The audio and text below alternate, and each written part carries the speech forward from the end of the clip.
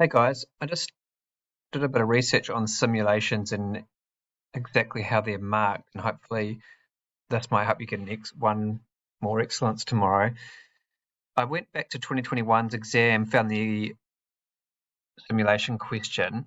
That was the question. Here's the answer. I did the same for 2019. There wasn't a simulation question in 2020. There was in 2019 and there was in 2018. And I'll send you this document, but the key message is that you have to use numbers to support your answer. That's the difference between merit and excellence.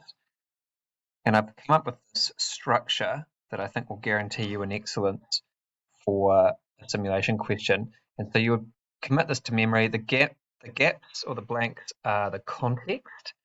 So you just add in the context in here, and here, and here, and down here, and down here. And I think if you follow that structure based on looking at 3 exam papers, you'll get an excellence for the simulation.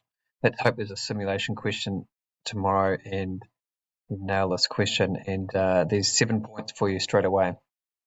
Hope the study's going well. See you tomorrow morning.